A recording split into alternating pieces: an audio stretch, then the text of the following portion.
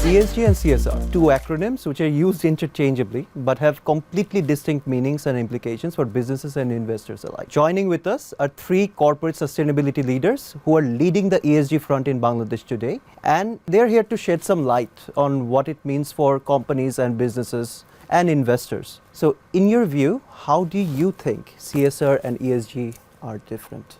Right. So thank you very much for having me in this program.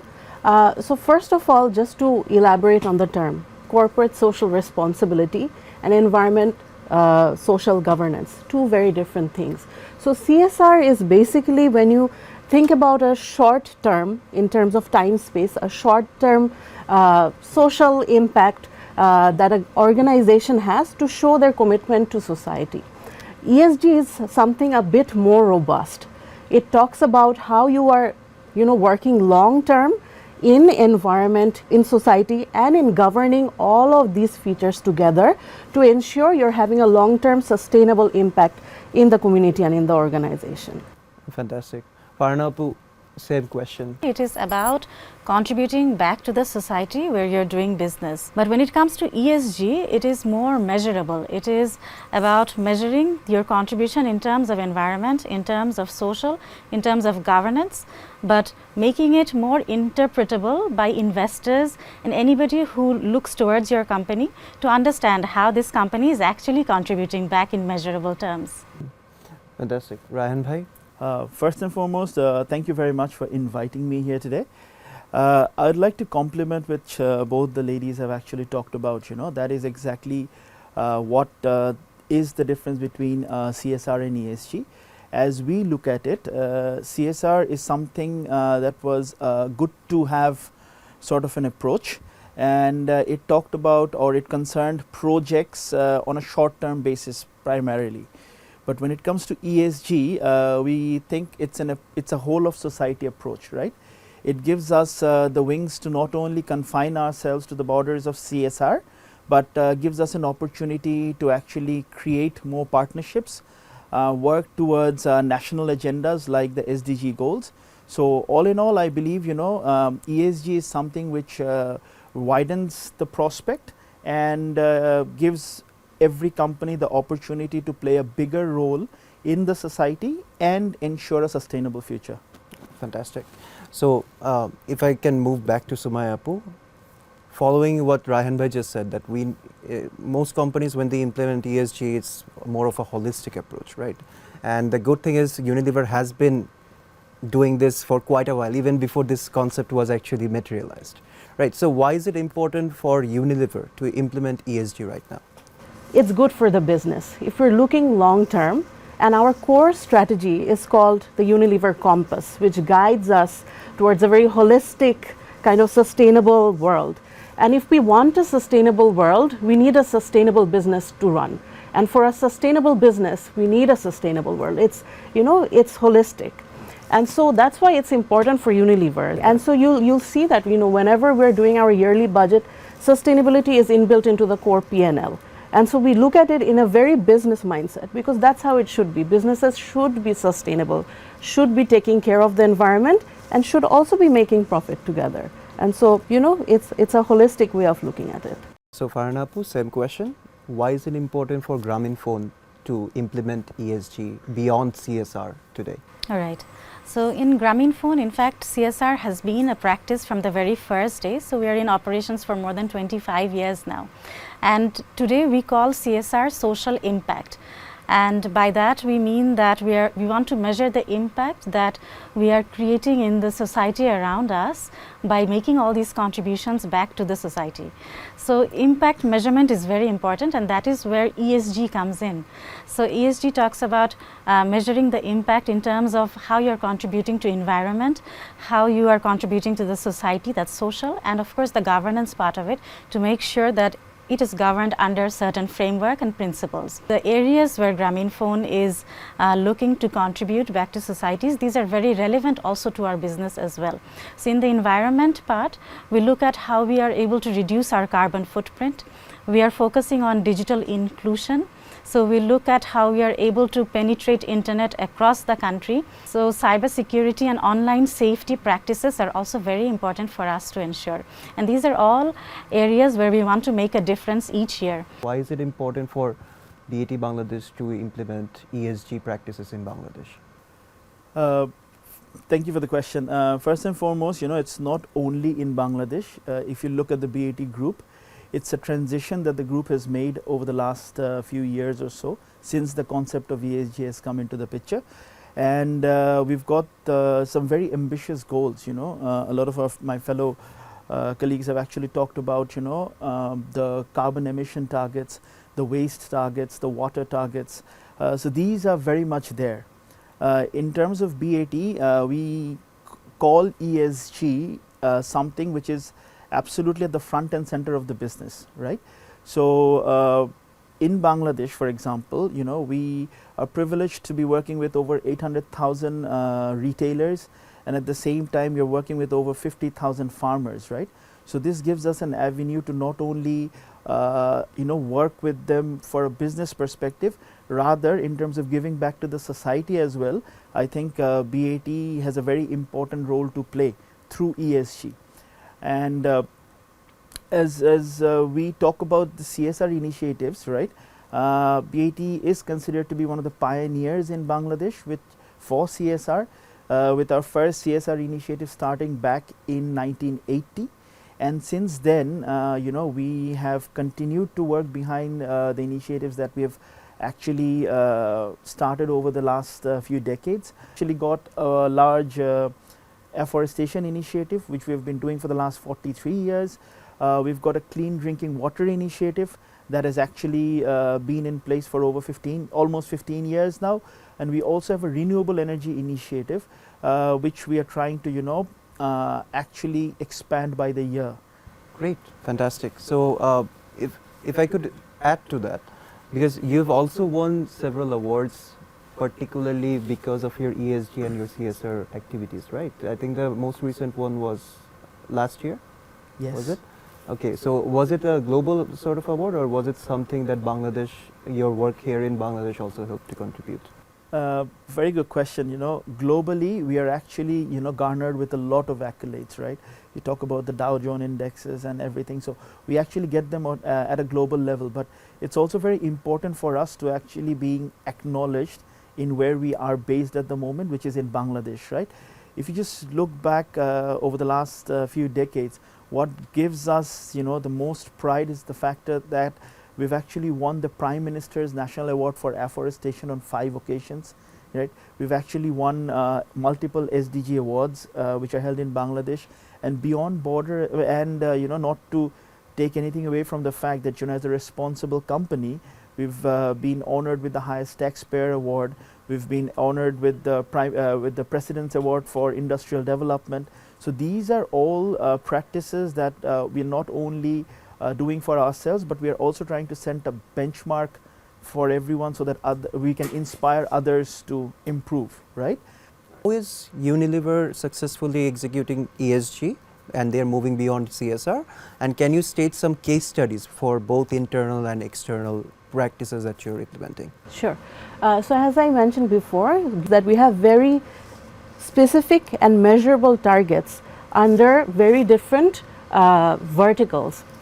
So I will just mention some of them. So first is, for example, whenever we're working as a company, which avenue are we basically touching on, and over there we set targets. So for example, in manufacturing, you'll see that in our factories we have targets to have a net zero carbon emission in our factories. Especially also in Bangladesh, we're one of the first companies that has a zero waste policy. And so, none of the waste that we produce, we also have rainwater harvesting in our factories to ensure that, the water that we are processing is being used in a very environmental friendly way. Another part that is very important for is plastic waste management. So even globally, Unilever is a consumer facing products. We have a lot of plastic packaging that we produce, and we should be, as a business, responsible for that. And so for that, we have a policy, or we have a narrative. It's called Better Plastic, Less Plastic, and No Plastic. And so by better plastic, globally and locally, we're using better quality plastic, less plastic. What we do is we basically create the same packaging and user experience for our consumers, but we use less amount of plastic in the packaging. And you'll see in Bangladesh, in the Vim 1 liter bottle, the bottle has 33% less plastic than the previous design. And in terms of no plastic, what we are doing is we're trying to innovate and see if we can give our consumers the products that they need, but in a no plastic setup. What does that mean? Basically refill machines. So right now we're piloting 2 machines in the general trade, and so in the mass market, for people of lower income to also be able to use a refill machine to take their products, such as shampoos and detergents. So currently Unilever Bangladesh runs Bangladesh's largest public, private and development sector plastic waste management initiative. And what we do is we are working to improve the informal sector. We're working to collect plastic in Chittagong City Corporation especially. And so how we do that is we facilitate plastic collection, flexible as well as rigid, by encouraging waste workers to see the financial incentives and the financial values of collecting plastic. And so what we do is we connect waste workers with the middlemen, bhangarialas, and the middlemen with the recyclers. So we're actually improving and enhancing the entire plastic collection value chain. And so we incentivize the waste workers on different avenues. We are working to increase their financial literacy. We're working to improve their health care and overall standards. How is Grameenphone successfully transitioning to ESG, and can you state some examples with external and or internal organizational initiatives? Yes, Grameenphone is transitioning to ESG, and we have already adapted the various practices in order to contribute back to society and make it more measurable and visible. So our ESG reporting is visible on our website, so anybody can come in and see it parallel to financial reports. These reports are also very much available. So if I talk about, first of all, environment, Grameenphone is committed to reducing the carbon footprint by 50% by 2030 compared to our baseline of carbon footprint emission in 2019. So this is our commitment based on science-based target initiatives. So Grameenphone, being a technology-based company, we are obliged by the science-based target initiatives, and this is also aligned with the Paris Agreement goals of limiting global warming to 1.5 degrees. So in order to reduce this, we have taken 3 initiatives so that we are able to year on year reduce our carbon footprint and meet our goal of 50% reduction by 2030. So already, if I talk about some of our towers, already 1194 towers are powered by solar. So these are having solar power and also power being taken from the grid. So this is one way that we are trying to kind of implement solar panel across the nation and to the towers that are ground based, because not all towers are able to be powered by solar power. So there are certain limitations and challenges. The second route that we have adapted in order to also reduce this carbon footprint is buying energy attribution certificates. So each energy attribution certificates helps us to reduce the carbon footprint that is being measured, and it also contributes this finances towards the producers of green electricity within the borders of Bangladesh. So this is another way of indirect contribution. But the third and most primary focus is being able to purchase renewable energy, and we are having discussion with government so that we are able to have the suitable policy and support so that Grameenphone is able to purchase renewable energy. So we are working with 2 partner organizations who are helping us to take online safety to the remote community and even more to young people. So one is Plan International. With Plan International, we have an ambition to impact 2.3 million people by the next 2 years, especially from marginal communities. So this means the communities in the Chor, Haur, tea gardens, the transgender communities, people with disabilities. So everybody who is gradually going to be exposed to internet or even using it now, they should be aware of the safety aspects of internet. So this is an ambition that we want to achieve in the next 2 years. So we have recently signed up with UNICEF, and this is about extending online safety to empower more children through the national curriculum. So with UNICEF, we are working for the next 3 years to impact more than 10 million young children. And we believe by doing this, this will really create a sustainable digital world in the long term. So Grameenphone is also working on upskilling the young people to prepare them for the future industries.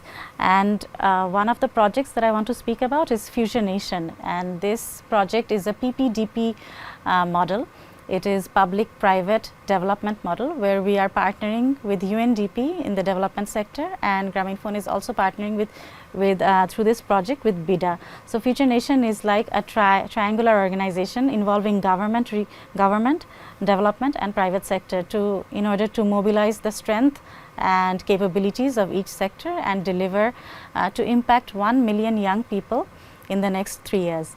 So this is an ambition that Grameenphone has through Fusionation. How is BAT Bangladesh successfully transitioning to ESG, and can you state some examples with external and internal organizational initiatives? Sure. First and foremost, this part about transitioning from CSR to ESG, as I said, this has started over the last 3 years. And before I get on to what the initiatives are, would just to like to mention as to how this thing works, right?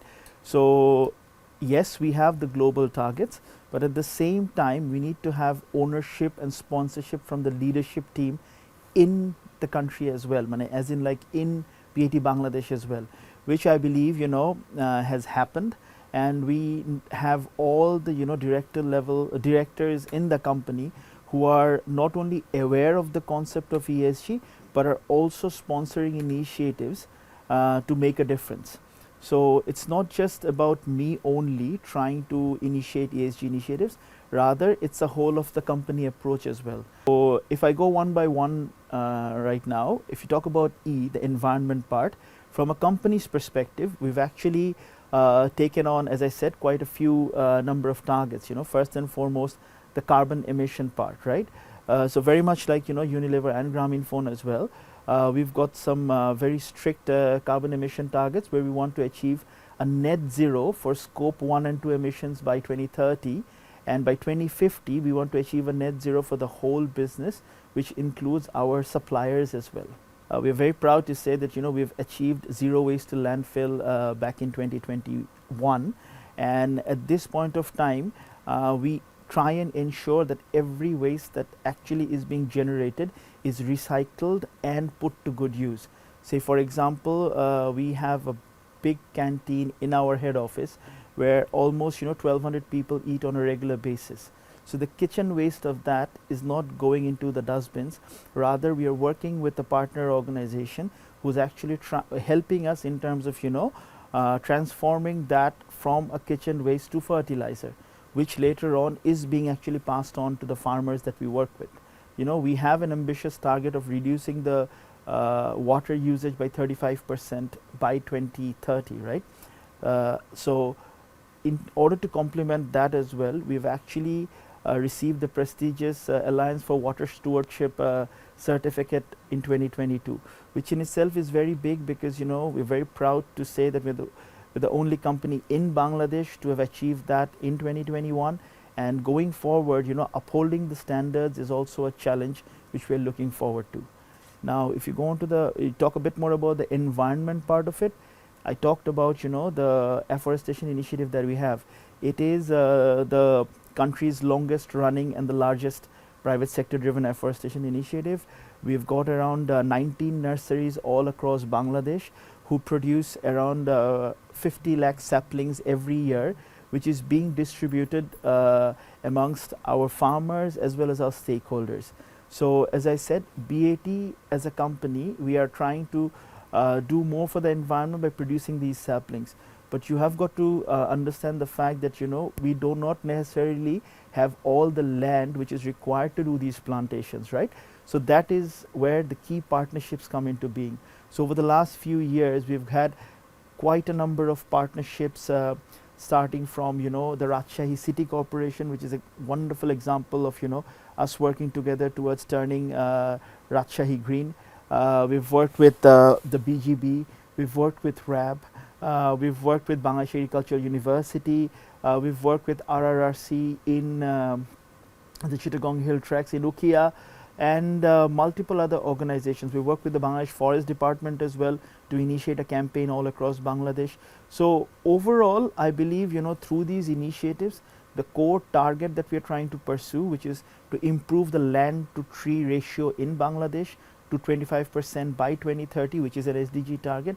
We believe through this initiative, whereby we've already distributed around 12.5 crore saplings since 1980, we want to actually ensure a clear roadmap to achieving the 25% land to tree ratio within that time, or complement the government in terms of pursuing this target.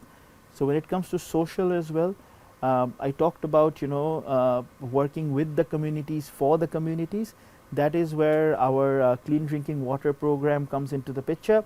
We've already set up around 121 plants across Bangladesh. We used to work in primarily the arsenic prone zones, but very recently we've also moved to the southern part of Bangladesh, where we are actually working in the salinity prone zones to support the communities there. And on top of that, we've also worked with the renewable energy initiative that we have, whereby we are taking electricity to homes in the remote areas of Chittagong Hill Tracks, where there was actually no access to electricity. So we're providing home solutions to people over there, and trying to excuse me, improve the livelihoods so that people can actually get work after dark, and there is a lot of economic activity which can only help improve the livelihoods of the farmers and the communities living over there. In terms of social as well, as a company, as a responsible company, we pride ourselves in the practices that we have.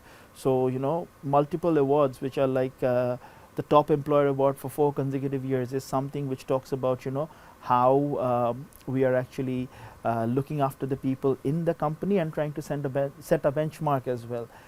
We talk about the apprenticeship program that we have, the Supernova program that we have for young women graduates or young multinational young corporates overall, is something that is also creating differences across the corporate sector in Bangladesh.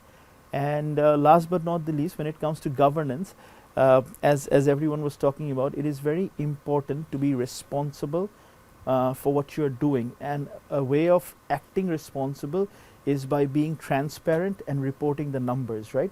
So that is where I believe BAT has done a wonderful job in terms of not just publishing its annual report on a daily basis, but being one of the first companies to actually publish an ESG report back in 2021, which not only talks about the initiatives overall, but also measures how the company has been tracking against the ambitious targets that have been set out for 2030 and 2050.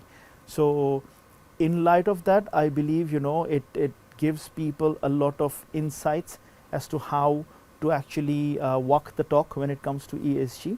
And since then, we have also, since the publication of the report, we've also had opportunities to co-create platforms with people to actually work together on projects which we believe in the longer term will only help Bangladesh to create a sustainable future. I believe the fact that we are all here today talking about CSR and ESG and how to take the concept forward is a clear testament of the fact that we are taking the issue very seriously. I wouldn't call it an issue, rather it's an opportunity whereby we can actually support communities who need our help, and at the same time help the government achieve its targets and goals as well. So thank you very much for having us here, and we only hope to continue on the journey and inspire others to make a difference. Thank you so much, Ryan bhai. Thank you Thank for you. taking time out of your busy schedule to be here. Thank you very much. Thank you for Acha. inviting me. So Farhan Hapu, over to you. Thanks to CSR Window and to Daily Star for bringing this conversation on CSR and ESG. Of course, it's very important for globally, but also for Bangladesh. It's important that organizations, business organizations, focus on how we contribute back to the society. Because at the end of the day, if society grows, only then business is able to grow. Thank you. Thank you so much, Apu. Thank you so much to CSR Window and Daily Star for having us today.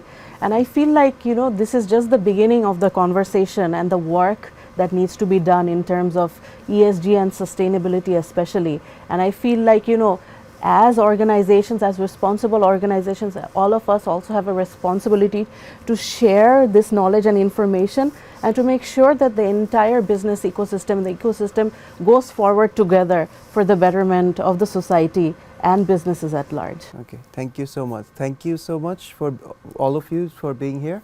And hopefully, if companies like you come forward and one by one, we can maybe together create a ESG positive nation and achieve all of the goals that we have right now.